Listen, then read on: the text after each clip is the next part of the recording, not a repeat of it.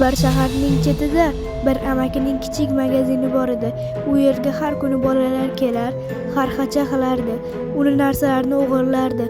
Amaki bularni ko'ra olmasdi, chunki ular har tomondan uni g'ashiga tegardi, narsalarini o'g'irlardi. Bir kuni ularni quvlardi yoki orqasidan yeta olmasdi. Birini orqasiga borsa, qolgan narsalarini o'g'irlardi va buni bir kun hammasi joniga tegib, uni tezda jahli chiqdi va uy tomon ketayotganda basharasi g'alati bir otaxonni uchratib qoldi. Uni basharasi jirkand edi. U esa men seni bitta dona tilagingni amalga oshiraman dedi. Qariya bunga shubhalanmasdan u tilagini aytdi. Men hamma joyni ko'ra olishni xohlayman. Hech kim men narsalarimni o'g'irlamasligini xohlayman dedi.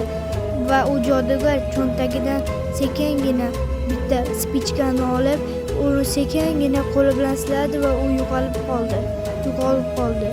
Ertasi kuni buni qo'li juda qattiq qichishdi. U qashlayverdi, lekin qo'lidan ko'z chiqdi. Qariya qo'rqib ketdi va uni hamma joydan do'mboqchalar esib chiqib, u kasal holga keldi. Qo'li qichishganini qashisa ham hech nima bo'lmadi va u sekin g'azabga tushdi.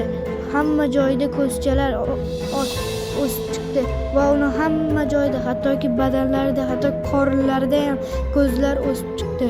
U g'azabdan qo'rqib ketdi. Ertasi kuni u sekin hamma joyiga matolarni yopib, o'zini boshqa bolalar ko'rmasligi uchun hamma joyini yopdi, lekin bolalar unga qo'rqib qarardi.